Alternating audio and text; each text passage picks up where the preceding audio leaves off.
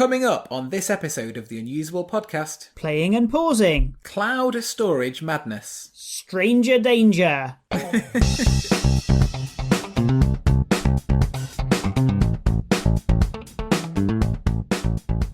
Welcome to the Unusable Podcast, where we discuss the importance of user experience in technology and the world around us, and talk about great design that just works, or we moan about it when it doesn't. Hello, Andrew. Howdy doody, David. Do you want to introduce ourselves before we forget? Because that is just something that happens. Let's do that. Let's go for it. So, my name's David. I'm a front-end web developer and app developer. And I am Andrew Waite, and I run a software product. Excellent. Very good. So I know you wanted to talk about music today. I was looking at an article and I got a little bit sidetracked because the guy who wrote the article had a weird moustache, and it reminded me of those Stranger Danger adverts from the 1980s. You know, the public information ones. No, I was born in the late 80s, so I never saw Stranger Danger. Well, it was like paid for by the government. It was like, don't talk to strangers, and it showed like pictures of weird men with moustaches. What is it about? I've kind of had a phobia of moustaches my whole life. Why is that? Why is there a connection between having a moustache and being... Right, the guy who wrote this article, I'm sure he's a lovely guy. He's perfectly fine, and I'm sure that he's safe around children. So let's move on. What are you eating there? Look, we've got a podcast to do. Got a little bit of cheesecake. Right, you start anyway. All right, okay. So I was wondering something. Yeah. And I wonder if you've ever wondered it too. You know when you have like a music player? So yeah. A music player? Like a CD player or an MP3 player or anything. Or even a music playing app on your computer. Okay, what about a tape deck? Yeah, tape deck's fine. Just imagine any music player. And the one thing that you notice across all of those things is that there's a universal set of symbols, aren't there, that mean play, pause, fast forward, stop, eject. And whatever cassette player you get, or whatever CD player you get, or whatever music app on your computer, they're always the same, aren't they? They're always the same set of symbols that we've kind of internationally recognised what they mean, right? But have you ever thought, like, have you ever actually stopped to think about it and thought, like, where do those even come from? Like, why those symbols? Why? So why is the play button a triangle? Why is the pause like an 11? The play one you can kind of guess, right? It's a pointing forwards triangle. It means like, let's go, let's start, right? Like that's kind of has a little bit of obviousness about it, but yeah. Like it's when you an actually arrow think in a about direction. it, yeah. But when you think about it, like, why is a square stop? Like, oh yeah, is it just like it's the opposite? I don't know. And like, why is pause 2 bars? Well, this is what I wondered anyway. So I was trying to do a little bit of research to find out where these universal symbols come from and why we use them today. Interesting. So I hope you've got an answer to this. Well, it's actually a little bit disappointing because there is actually no definitive origin, basically. Like, there's a few theories which we can talk about, but nobody actually knows. So is it the first person who made a cassette player used these icons, and then the second just copied it because, well, it's done now, it's an established standard? Well, I think each icon potentially developed separately, and then at some point they were collected together. Yeah, okay. The play symbol, supposedly, the earliest known usage of it is in the 60s, when it was on reel-to-reel tape decks, and actually they might have like a play button one way and the other way because it was a tape deck that would go either way, and so the arrow would literally indicate when you press the play button which direction the tape would go in, which way round it would go. Okay. And then obviously the double triangle for fast forward would mean, twice the speed in that direction. So, I mean, that's just logical, isn't it? That makes sense. That kind of, that seems plausible. Okay. The pause one, again, nobody knows. There's some talk about it being a Japanese character. Right. Which you kind of want to believe, don't you? Because a lot of electronics, especially early electronics, were famously from Japan, right? At that time, it was a technological... the place where a lot of technology was being developed. A lot of big brands that we know today are Japanese, right? Yeah. But apparently the most plausible explanation is that there's a music symbol called I'm going to probably murder the pronunciation of this, called a caesura. Mm-hmm.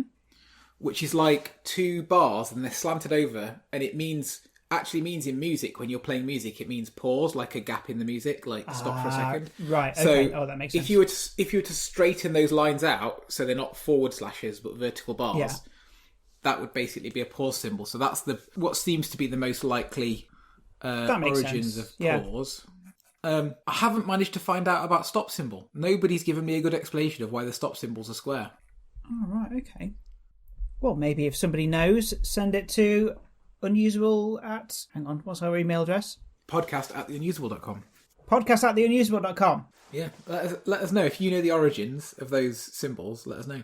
Why as well is record always red, not green? You know, green's quite a positive colour and red is quite a negative colour. But is it it's a bit of danger? Well, I'm going to hazard a guess here, and this could be total absolute rubbish. But right. Is it the case that early equipment that you would, like a tape deck, would have like a little indicator light on it, and that was probably a little red light? Because so red lights... It's recording. Well, yeah, because red LEDs used to be the only colour of LED you could get, didn't they? Like, or pretty much the only colour you could get. Like now you can get blue LEDs and stuff, but yeah, I'm just wondering if that's why, because equipment had the red light on. Oh wow. Well, what about things like record players and gramophones that came before cassette recorders and things like that? Did they have a pause button? Can you pause a record? You would know this. You've got a record player. Yeah, I do. I've not seen a record player with a pause button on it, I don't think. With mine, you can just turn off the power and it'll just go ooh and come to a stop, but it's quite a steady stop. So you have does this it weird, continue to play from that place again, though? Yeah, you just turn it back on again and it'll just go and it'll just start playing again. Oh, okay. But that's not an intentional pause, right? That's just cutting the power so it just stops abruptly. Yeah. And then resuming the power again. Do you know what? I don't know. Should we try and look up a picture of a gramophone and see what controls it had? You got me interested now. So all the ones I'm looking at have got like a little wind-up handle on. Yeah. You have to wind it yourself. You have to stand there winding it. What? So just to play the song, you've literally got to... So to pause, just stop. Just stop. Just stop winding it. Yeah. Well, I did actually find out as well. It's not music related, but I did actually find out about the interesting origin of some other symbols as well. Go ahead. You know the command symbol on a Mac keyboard? It's like it's like a hash, but it's not quite a hash. It's like a, what would you call it? A square, but all the corners are sort of doubling back on themselves. Right, yeah. So apparently it's called the Gorgon loop. The Gorgon? The Gorgon loop. And it was originally a symbol used to denote a point of interest in a campground in Sweden. What campground? A campground is in where you go camping? Apparently so, yeah. Right. So apparently originally, the original person that designed it wanted it to be the Apple logo. And famously, or not famously, but not apparently there's a story that Steve Jobs, hated it. Well, he hated the overuse of the Apple logo. He didn't want there to be logos everywhere. So he made them come up with something else. Is this when he'd already agreed that the company name was going to be Apple? Yeah, I'm assuming that the invention of the command key on the keyboard came after the company was formed. So, but the company's called Apple, but their logo wasn't an apple. No, the logo was an apple, but Steve Jobs didn't want... There was already an Apple logo on the back of it. There was an Apple logo there. He didn't want another... he wanted the Apple logo on the command key. He didn't want it... No, Steve Jobs did not want another Apple logo on the machine. Oh, right, okay. Like what Windows do with all their... Like a Windows laptop will have a Windows key. Exactly, yeah. So, yeah, the designer had to go and look through other icons and find something, and they settled on the floral symbol from Sweden that's used to denote a noteworthy attraction in a campground. Right. You know, I thought that was going to be really interesting. But I managed to make it boring. But you managed to make it less interesting. Do you have any other symbols, though? The origins of the Bluetooth symbol? Oh, he was a Viking. Exactly, yeah. So it's... Harold Bluetooth, isn't it? It's a combination of two runes that represent his... Yeah, that's his name, yeah. And it's the combination of two runes that represent his initials. So it's like, yeah. Oh, those Vikings, they're always connecting things wirelessly. What? The Viking... Oh, yeah, sorry. Miles away. Are you going to tell me about your record player? Oh, go on. Well, go on then. Okay. So, yeah, I've just got a new record player, talking about music. So, one of the limitations of most record players is you can't skip directly to a track that you want to listen to, can you? Like on a CD, you could put the CD in and you can just press next, next, next, next, next, and it'll just play track 4 or whatever, right? Yeah. But I've just bought a record player that lets you do that. So it's a record player that plays vinyl records, and you can go, hey, I just want to play track 4, and it will play track 4 to you. Blimey. Which is like magic. A record player for the 20th century. So actually, it was made in the 80s. It's a second-hand one. Oh, well, you can't currently That's buy not a these surprise anymore. to me. But when you first turn it on with the record in it, the arm goes across it, and it's got a little optical sensor in it, and it scans the record, and it looks for because where there's between each track there's like a different coloration on the record, so It's like a thicker line. So it scans the record, picking up the points where these essentially the gaps between the tracks, and as it does that, there's like a numerical keypad on the front of the record player, and they light up. So as it goes across track 1, one lights up. As it goes across track 2 lights up until it gets across. Say there's 5 tracks on the record, it'll go 1, 2, 3, 4, 5. Right. And then you can just press 4, and it'll go directly to track 4 and play it. Which I thought was really cool. It's quite a clever use of technology for something that... Do we need it? I mean, by the time that even came out, surely we were already onto CDs by then, weren't we? Tapes, CDs. Do you know what? I don't know. So possibly, yeah. It is. The CD must have been clever. invented, I would think. Yeah. It is clever and very, very cool, but isn't it kind of redundant in today's technology? Oh, but you know, there's like a huge scene for vinyl music. People that love listening to vinyls, right? That's true. And also, I was thinking about this, of which I'm one of them. All right, okay, fine. Proper hipster. Also, I've noticed that kids seem to really like your kids definitely like the record player, and I assume that it's quite a good thing for kids to get them into records, because if they were to get music any other way, like YouTube music or Spotify or those sort of things, it's the amount of music they can listen to it's infinite. But also that means haven't you got to be careful what they can find, because they could quite easily find something that's got some bad lyrics and whatever. But at least with a record player, you know exactly what they're going to listen to, and you kind of in control. Do you feel better letting your kids listen to a record? Well, I think my kids are too young, right? It's never really occurred to me, but they don't have access to like Spotify or anything. So yeah, but that only because you haven't given them access to Spotify. Yeah, but I don't know. I maybe I'm too much of a relaxed parent, but of all the things I could worry about with my kids, giving them access to Spotify and them accidentally stumbling across an Eminem track with a few swear words in it, it's not really the thing I worry about. No? Okay. Is that just me? Am I a weirdo? What if they were a little bit older and they were a bit more impressionable and they start listening to some really hateful lyrics? What if they're listening to Hitler speeches backwards? Are they available on Spotify? Maybe. I don't even know. I don't know. I don't know. What if they start listening to like gangster stuff and it's all about shooting people and stuff like that, and they think it's all normal? I don't know. Anyway, that won't happen because you're listening to records right now.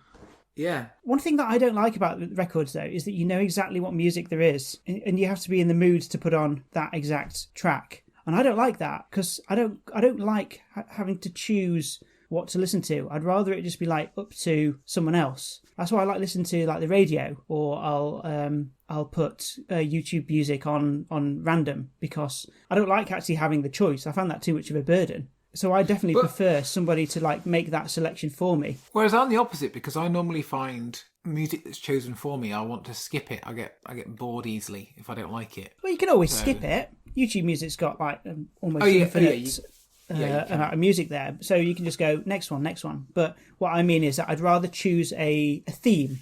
So I'll listen to. I'll say to my Google speaker, play some happy music, play some dance music, play some relaxing music, things like that, and then I'd rather it choose for me. So then I don't have the burden of, I want to listen to this exact track. Yes, but it usually plays rubbish. The other thing is, I find it often... completely subjective, isn't it? I think it's done quite a good job of figuring out what it is that I like to listen to by now. But I think that you can easily get stuck in a rut with that as well. Like anything like that recommends me music, or even like a radio station where it's chosen for you from a playlist. I find you just end up listening to the same things. Like, you end up listening to the same things over and over. True, yeah, it does end up playing me the same music over and over. Anyway, I'm mentioning this as a little hint to segue on to your next topic, but you haven't got the hint yet. No, I picked it up. Okay, right, carry on. So there's a YouTube channel that I watch a lot of called Techmoan, and I must give a shout out to them because to him I should say, because the videos they do are really good. Techmoan, yeah, it's a really good YouTube channel about Techmoan. He basically just buys random old audio equipment and computers and things, but mainly audio equipment, and then just like reviews it almost on his channel. So like, you know, there's all sorts of, and it's usually really weird and wonderful. Like but he did an episode on this thing where SanDisk, you know, the company that makes like USB discs and memory cards and stuff. Yeah. So they tried to launch a new physical media format for music in like the mid 2000s, I think.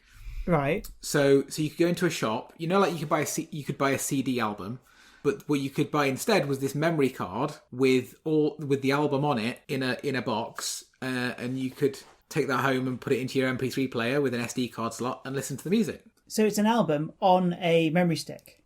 Oh, hang on a sec. A memory card or a memory stick? A memory card. So the memory card. If you've got a phone with a micro SD card slot, you can just put it straight in, so you can listen to it on your phone. And it was called SlotMusic. SlotMusic. Slot me in. Yeah. Well, actually, there's no reason why that's ridiculous, but it seems like that completely didn't catch on at all. No, well, there's a few reasons that Techmoan man goes into. So he says that, for example, like the quality of the packaging was really poor, so you end up like just chucking it in the bin. But like half the point of buying physical media as opposed to streaming media or like paying to download it is that you get the nice artwork, right? That's really tactile, and to hold it and to keep it. So that was one thing. The other thing is people, you know, if you're buying an album on a little disc, you probably might have a few of those and want to swap your albums. But how tiny is a micro SD card? And can you imagine being sat on the bus going, "Oh, I'll just switch from one album to another," and you're just going to like drop it down the seat or something? You'll never find it again. It's just too small. Yeah. Okay. Yeah. Is that really the problem though? That it's because memory, as in storage of memory, shrinks all the time, doesn't it? It's got to the point where it's just too small now.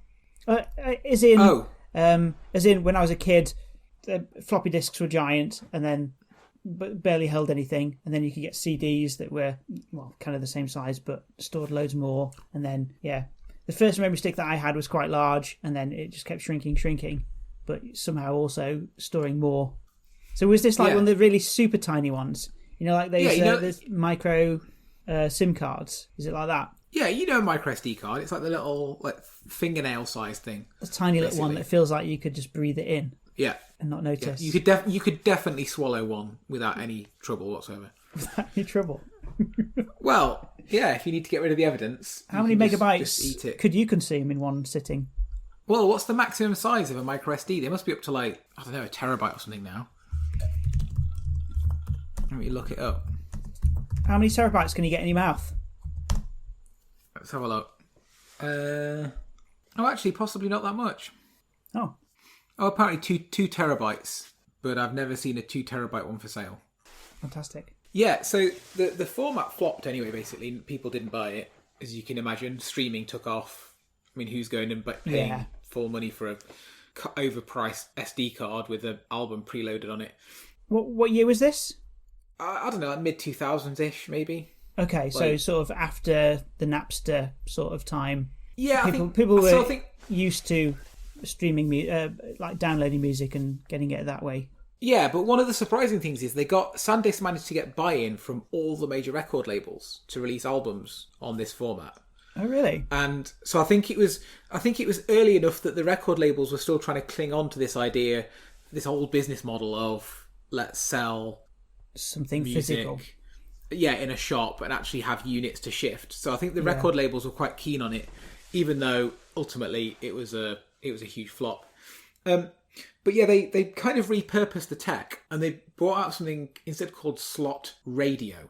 So slotRadio? Yeah, so instead this time you would get an SD card, but you'd have to use one of their special players.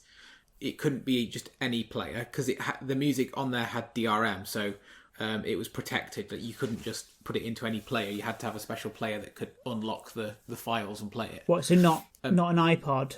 Oh God, no. Well, an iPod doesn't have an SD card slot anyway, does it? But you couldn't just put it into a phone with an SD card slot or a generic player, or even one of SanDisk's own players with an SD card slot, unless it was the particular one that supported this slotRadio format. Yeah. And what it would be is it would be a mix of like say 1,000 songs. I think it's 1,000 songs. Right. But you weren't able to choose what the 1,000 songs were. Oh, right. So you can't skip. No, you can skip. Sorry, you can skip. But like, what I mean is the 1,000 songs that are on there, you don't get to pick. Right? Oh, right. Okay. And you'd have to put it into the special player, and all you'd be able to choose from would be, say, one of 8 playlists on the SD card. So they'd again be pre-configured, and they'd be in a set order. And all you'd be able to do is skip track or pause or play. And you couldn't go back. So if you heard one that you liked, you couldn't rewind and listen to it again until it came round again in the cycle, if that makes sense. How weird.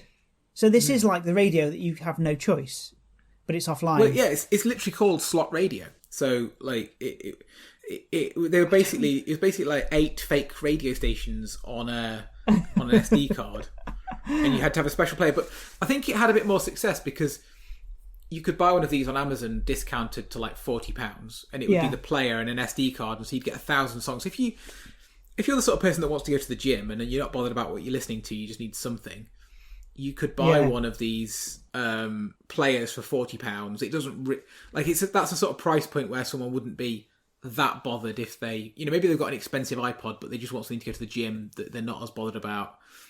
Yeah, you could buy one of these preloaded with music. Yeah, that would be quite good at the gym, actually, because if I'm at the gym, I don't really mind what I listen to, but it has to have like a really steady beat. Like if I'm on the running machine, I want to make sure that it has a steady rhythm so I can run to the rhythm.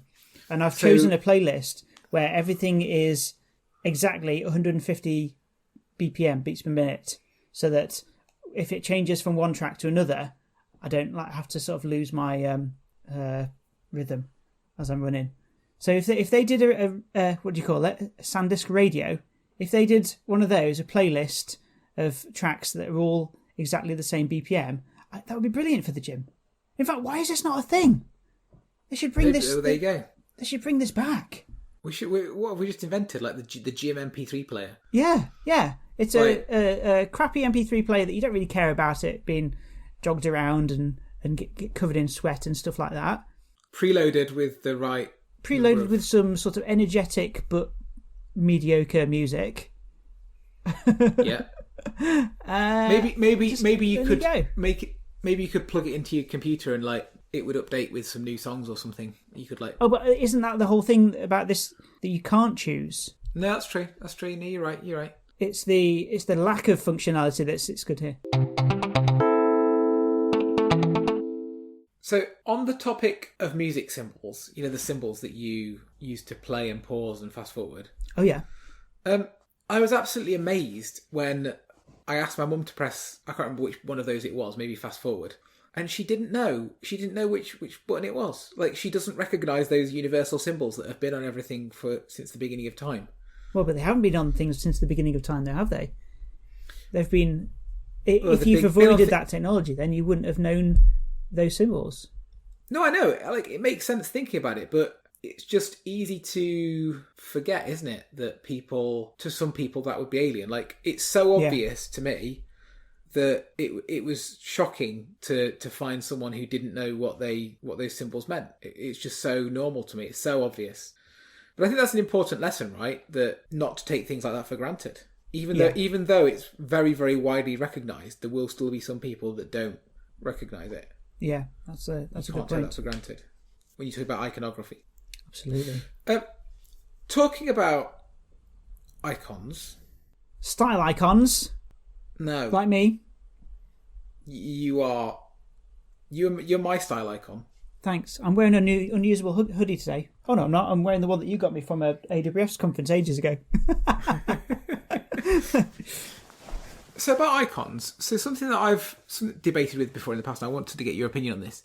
So, in a user interface, right, you could choose to have a button with either just an icon on it, an icon and some text, or just some text. Right. Now, what's the right choice there? Is there a rule around what you should pick? Now, I'm thinking about, because of what we talked about earlier, a Sony Walkman. I'm pretty sure that the Sony Walkman didn't have the words play, stop, fast forward on it. It had the icons that we have mentioned. Okay. But those icons are very widely understood. Yeah.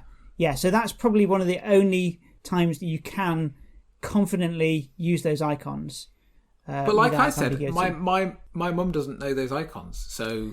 That's a very good point. But at some point, I think you do have to just learn the basics.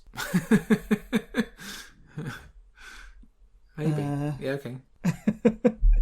Because you can figure them out. You can figure it out. You just have to play it. You just have to press them a few times, and then there is a point. There is a point where it gets the hang of it.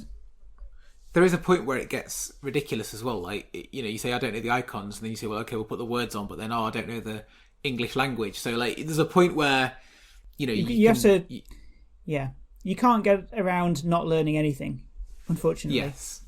No, that's true. But although saying that, we as designers, developers, UX people we do need to think about making things as usable and as useful and as simple as possible. So you can't expect that people know exactly what you mean. You have to dumb it down a bit. Yeah, definitely. So what do you reckon? But do you want icon and text? Do you think is the best combo? If you're on a website, icon and text, absolutely. Yeah. I think text alone is sometimes not that useful without an icon as well. If it's something that you're doing every day, and I've got an example of this on Windows. If you right click on a file or a folder, it comes up with a context menu. Is that what you call it? I think that's what you call it. And it has cut, copy, paste, those sort of things. And there's always an icon next to each one. But on a Mac, you don't have those icons. So if I was to right click on something, I get the words. So I get open, rename, things like that. But there's no icon there. And it gets me every time when I want to, when you want to compress something to a zip. Yeah. Sometimes it takes me ages to look for that one option. It's there. It's right there. It's looking me right in the face. Whereas if there was a little zip icon, if there was a zip icon, instant recognition. Yeah. Yeah, exactly. Because your eyes can scan images a lot easier and quicker than text. Yeah. No, I agree. I think the icon's needed for that instant recognition, especially if it's an icon that's widely recognised. Like a settings cog. Most people understand a cog means settings, so I think that's really powerful for that instant recognition. But having the word there means that if someone's not sure, they can read that. Hopefully, absolutely, yeah. Can I tell you about our latest Twitter followers, Andrew? You sure can. Okay, we have Sid. Welcome. Daniel Vidal. Welcome. Graham Fleming. Welcome. Joe Rice-Jones. Welcome. Jonathan Healy. Welcome. And Sean Cronin. Welcome. It's nice to have you with us. It is. 3, 2, 1. Bad Usability Nightmare. Usability Nightmare. So my mum asked me for some help the other day, and what she'd done is she'd taken a photo of something that she wanted to sell it on a Facebook Marketplace. And she took this photo like maybe a day before, and she wanted to list it. And so she goes to Facebook. She goes to upload the photo. She's looking through the photos, and it's not there. And she's like, she can't understand why this photo is not there. And then she goes, but it is there. And she goes to a Photos app, Google Photos. This is an Android phone. She goes to the Photos app. It is there, but when she goes to add it to Facebook, it's not there. Now, do you know why that is the case? So this is on a phone. Yeah, it might have been on a tablet. Phone. Actually, I can't remember, but both okay. Android. Is it because the photo's been backed up to Google Photos in the cloud? Yes. And the picker in the Facebook app is looking at the actual files on the device. Exactly. It's looking for the files on the device, but the image doesn't exist there anymore because it's been backed up and deleted from the actual phone itself to save on memory. And That's a very clever, a very useful thing. It's great that all these photos are backed up in the cloud. It means that if you lost your phone, you could restore all those photos. They're not lost forever. They're backed up somewhere else in a data center, whatever. But it means that it's not right there when she wants it. Yeah, I've noticed on Android, and I wonder if there's a couple of different ways, because I think sometimes some apps, when you say you want to pick a photo from your device, seems to use the Google Photos interface, and that does seem to include cloud stuff. And sometimes if you say, I want to upload a photo, you get like a file picker for the device's file system. Yeah, it's a bit inconsistent and annoying, isn't it? So I don't know if there's two different pickers that developers can choose from or something, and they've just chosen the wrong one. Yeah, but anyway, for the average user, that concept of the file being there but also not there is a bit confusing, and which is where I think. Wonder if that's a good thing. Well, I think that would be solvable, right? I think it could have been so much better. Like the user shouldn't care about the difference between a cloud photo and a photo on their device, because that's it, yeah. Really the technology could make that seamless. Yes. Because all that needed to happen was when you click on a photo in Facebook, it would just go to the Google Photos app, and the Google Photos app would go, hey, I've got these 10 photos on the device and these 800 in the cloud, and I'm just going to make a picker out of all of them, and you can just choose anything, and I'll just work out the magic when you tap on it as to whether I need to download it from the cloud or I can just serve it straight up from the phone. Yeah. Most users don't understand all that cleverness going on, and they don't care. So the technology should be built around that. I think they haven't done a good enough job of hiding the magic, hiding the complexity. Yeah, like it should just look really simple and for the user, and all that complexity should be hidden underneath. But it isn't. Now, related to that, I use this is a different story now, but it's related. I use Google Drive backup and sync on my laptop. I think that's what it's called. So what that does, it's an application that sits on your laptop, and it makes certain directories backed up in the cloud. So things that you are storing in your Google Drive directory, whatever, they are also there on your computer. Now, previously, they've changed how it works. Previously, those files were always physically there on your computer, but they would get backed up whenever they're edited or whatever. Mm-hmm. But they've changed it recently so that the files aren't actually on your computer. They're backed up, and then they're there when you need them. Similar to the example of my mum's phone, where the photo's not actually there on the computer. And that's fine. That's it. What they've done is a great thing, because it means that my laptop now has got loads more space because I don't have to actually store those files. They're kind of, I think they call it streamed. So if I need access to any of those folders, I can click on a folder, I go into that folder, click on another folder, go into that folder, find some files, I can see loads of files, but those files aren't actually there on my computer. They're just available, downloaded off from the internet straight away when you want them. As and when I want them. I mean, it does mean that if I've got no internet, I can't access those files, but... Of course. Yeah. But how often does that happen? Well, I mean, it does sometimes, but there are some applications that can handle this fine, but some that can't. Like, I was editing a video in Premiere and saving the project in this directory so that it wasn't actually physically on my computer. But Audacity, which is what we use for recording our podcasts, cannot handle this at all. So I save a project into one of those directories that is backed up on the cloud, and Audacity just goes, it doesn't exist anymore. The files aren't even there. Where are they? And then just like deletes itself. It's just ridiculous. Okay. Well, that sounds like a really similar thing. It's a bit more complicated. Yeah, I'm guessing that Audacity is using some sort of file picker that it just doesn't handle that. Yeah, just doesn't understand that the files aren't actually there on the computer, and it has to find them on the cloud or whatever. Yeah. So music symbols like the play, the pause, record, eject, fast forward. I think you've mentioned them. Yeah. Did you know that they're covered by an ISO standard? Oh, what, really? Yeah. I didn't know that. So ISO standard 7000, I think. Oh, it's always exciting when you start quoting ISO numbers to me. That's the mark of a good podcast, isn't it? What's your favourite date format again? Oh, hold on, I've forgotten. You put me on the spot now. Oh, come on. You always used to be like, my favourite is ISO, whatever, 90, whatever it is. It's 8601. 8601. Right, great. ISO 8601 is a date format where everything's in descending.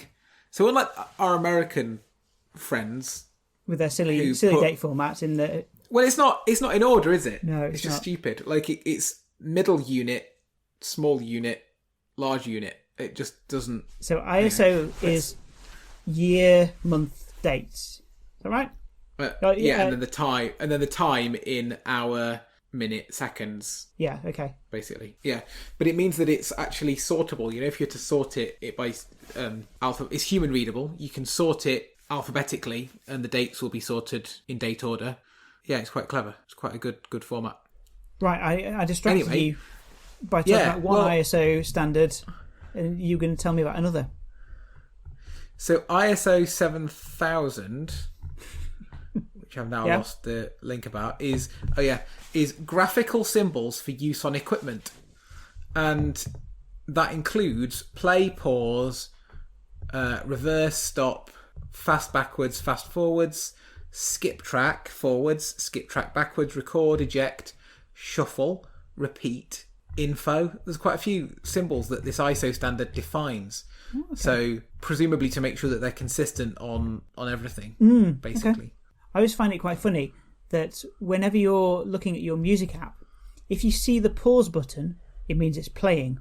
But if you see the play button, as in the play icon, that means it's paused. Oh, this always winds me up. So I don't know if you've ever had this. So my broadband is not brilliant where I live. Right, okay. So sometimes I try and watch a streaming video and maybe it's not working. And it'll have like a pause icon on the screen. And I'm not sure whether that means that it's been paused by me or that it's playing and that pressing the button will make it pause.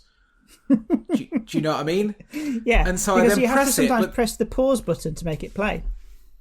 Is that right? Pause button to make it play. Well, so on my TV, it's got like an on-screen user interface that you control with the remote control. Yeah. Right?